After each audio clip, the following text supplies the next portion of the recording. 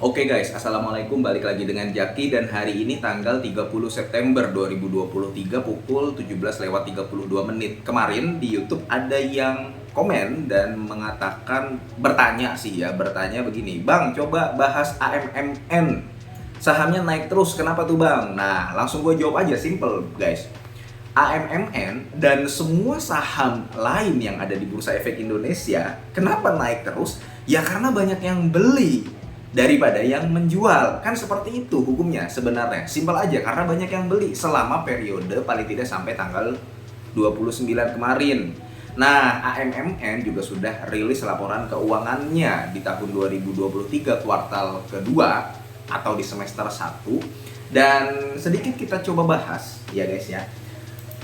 Ini perusahaan valuasinya tidak masuk akal.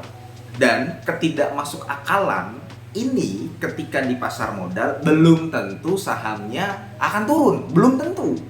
Justru tugas kita sebagai investor harus mencari ketidakmasuk akalan tersebut. Contoh begini, ada saham yang tidak masuk akal, harganya naik terus, valuasinya mahal, tidak membagikan dividen, dan ada pertanyaan kenapa naik terus? Ya sudah, tugas kita bukan masuk ke saham seperti itu. Tugas kita adalah mencari ketidakmasuk akalan yang sebaliknya, di mana perusahaannya bagus, bertumbuh, hanya saja valuasinya murah. Biasanya perusahaan seperti ini belum banyak yang ngelirik.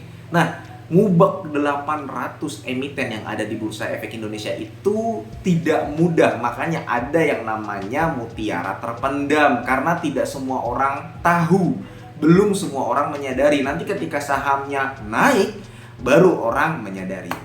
Balik lagi ke AMMN ini sendiri, ini tidak masuk akal. Gampang aja guys, gampang aja gue mengatakannya begini.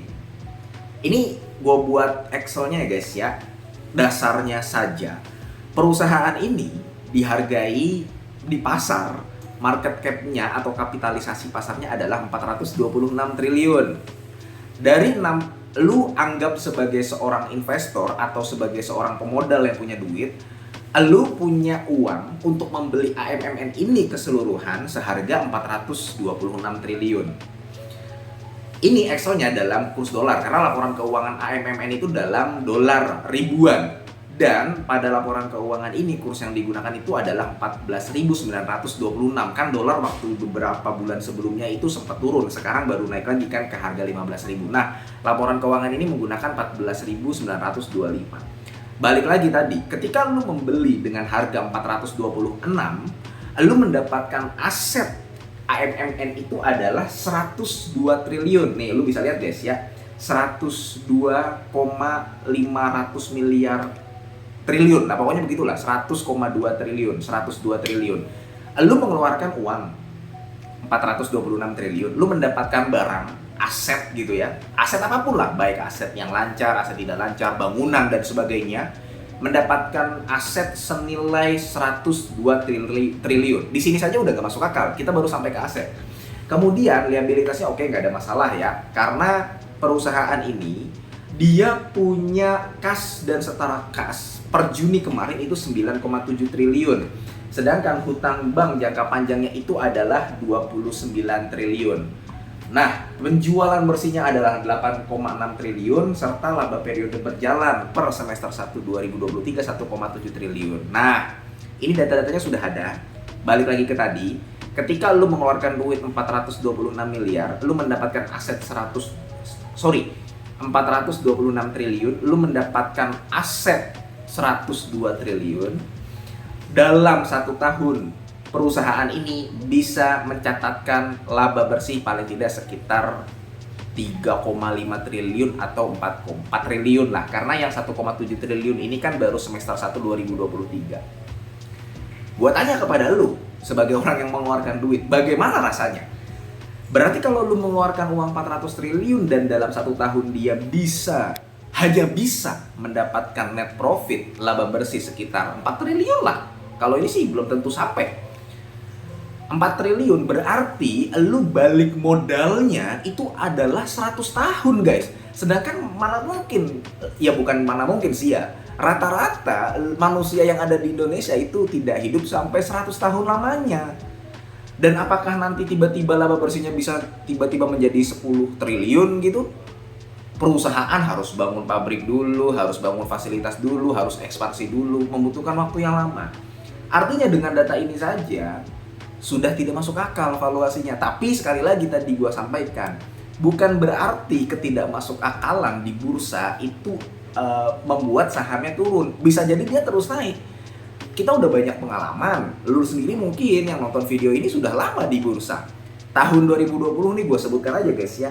Biasanya untuk membuat harga sebuah saham naik itu ada dua hal. Yang pertama adalah momentum ketika sebuah kondisi di mana saham ini diuntungkan karena adanya periode yang sedang berjalan. Contoh begini, saham ini diuntungkan karena adanya sebuah peristiwa. Nanti gua kasih contohnya ya. Yang kedua, saham ini diuntungkan karena adanya sebuah tokoh. Biasanya untuk menampilkan yang ada di media itu dua itu. Karena adanya suatu peristiwa sehingga sahamnya ini diuntungkan, karena ada tokoh besar sehingga saham ini diuntungkan. Kita tahu di tahun 2020 itu dulu ada Kimia Farma, tahu nggak? Itu ada masa pandemi dan lu tahu guys, Kimia Farma itu naik sampai di harga 6.000 per lembar. Itu sudah tidak masuk akal. Kemudian di tahun 2021 ganti lagi namanya Bank Digital gitu ya. Dan ada salah satu saham yang Arto itu naiknya sampai 19.000, 18.000. Kemudian di tahun 2022 pada saat booming batubara, ada momentum booming batubara, komoditas yang lainnya, ada ADMR. ADMR naiknya lebih gila lagi guys. Dan yang terakhir ini di tahun 2023 itu AMMN. Apakah cuma 4 saham itu aja yang tidak masuk akal? Banyak yang di Bursa Efek Indonesia itu banyak. Dan terus terang yang gua ikut itu hanya ADMR kemarin. Setelah itu udah nggak ikut lagi. Apakah yang cuan dari AMMN ini atau saham-saham yang tadi gue sebutkan itu salah? Enggak juga. Karena begitulah di pasar. Gambarannya seperti ini guys. Menciptakan sebuah momentum, menciptakan sebuah gambaran di masyarakat luas bahwa oh saham ini bagus, saham ini nggak ada masalah, saham ini nanti akan ke 18.000, ke 19.000, naiknya akan tinggi, lu bisa cuan 300%. Itu mudah bagi orang yang memiliki kapasitas. Gua kasih contoh guys. Ada sebuah pasar. Sebuah pasar ini ada di wilayah B, contohnya ya di wilayah B. Kemudian pasar tersebut ya biasalah pasar menjual cabai, bawang, kemudian ada daun-daun, sawi dan sebagainya, sayur mayur. Ada sekelompok orang yang membawa komoditas baru biasanya yang ditawarkan adalah komoditas baru yang memiliki fungsi yang hebat. Kemudian dia di pasar tersebut melempar komoditas itu. Ini ada barang bagus. Nanti sekelompok orang ini ditugaskan, teman-temannya itu guys ya, ditugaskan untuk melakukan penawaran, membeli. Komoditasnya awalnya harganya 500 perak guys. Awalnya 500 perak di sebuah pasar itu. Kemudian temannya menawar, harganya 1.000, dibeli. Wah, harganya 1.000 nih, untung dong yang pertama. Padahal itu temennya juga, transaksi antar teman. Kemudian ditawar lagi sama orang lain, harganya 2.000. Kemudian ditawar lagi 3.000, demikian seterusnya hingga mencapai 10.000 harganya. Dan itu masih transaksi di kelompok orang tersebut, ya. Masih teman-temannya yang beli-beli. Artinya ada demand, ada permintaan. Ada yang beli, balik lagi ke awal kenapa sahamnya naik terus, ada yang beli sehingga sampai harganya tinggi di harga 10.000. Kemudian ada orang di luar kelompok tersebut membeli dengan harga 15.000. Komoditas tadi membeli dengan harga 15.000 yang tadi awalnya hanya 500 perak. Yang di awal sudah cuan, teman-temannya pun sudah cuan. Yang membeli terakhir ini yang boncos, yang beli di harga 15.000. Seperti itu guys. Jadi itu yang membuat kenapa di pasar modal walaupun ada ketidakmasuk akalan, tapi sahamnya masih bisa naik. Ya betul, namanya saja pasar modal, pasar. Tempatnya melakukan supply and demand. Semakin banyak demand, semakin harganya naik. Pertanyaannya adalah apakah demand-nya, apakah harga belinya sesuai dengan nilai yang ditawarkan? Seperti itu aja guys. Kalau misalkan saham yang tadi gue sebutkan, gue nggak mengatakan sahamnya jelek atau bagus, tapi valuasinya tidak masuk akal. Makanya salah satu indikator gampang untuk mengecek valuasi masuk akal atau tidak ya dari PER. Coba lu lihat PER-nya AMMN yang tadi gue katakan. Lu beli dengan harga 426 triliun, nggak usah saham AMMN lah. Misalkan lu membeli perusahaan 426 triliun. Kemudian perusahaannya memiliki aset 100 triliun. Bagaimana mungkin asetnya cuma 100 triliun, lu membelinya dengan harga 426 triliun. Kemudian dalam 1 tahun dia bisa mencatatkan laba bersih 4 triliun saja. Kita sudah mengetahui guys, salah satu saham blue chip yang valuasinya dalam tanda kutip kurang masuk akal, Unilever. Saat ini sahamnya bagaimana kondisinya? Nah, lu bisa lihat ya seperti itu guys. Sekali lagi ya guys ya, untuk di pasar modal banyak ketidakmasukakalan. Apakah yang mengambil cuan dari sini itu adalah hal yang salah? Nggak juga, karena gue pun sendiri pernah melakukan pada saham ADMR dulu dan saham-saham sebelum ADMR. Pernah. Hanya saja begini guys yang gue kasih tahu. Ada 2 pesan. Biasanya lu nggak boleh terganggu guys. Lu nggak boleh terganggu sama orang-orang yang pamer portofolio di media sosial. Wah cuannya 400%, 300%, 200% gitu ya. Biasanya yang seperti itu modalnya nggak terlalu banyak. Berdasarkan pengalaman yang gua amati guys ya. Modalnya nggak terlalu banyak, jadi lu jangan terkecoh. Mungkin di saham lain dia minus semua. Di saham itu dia pamerkan yang memang keuntungannya bisa berlipat-lipat ganda. Tuh. Jadi lu jangan terpengaruh dengan hal seperti ini. Lu harus bisa mengendalikan emosi. Yang kedua adalah semakin orang memiliki dana yang besar, semakin dana yang dikelolanya besar, maka orang tersebut akan dewasa mengelola dananya.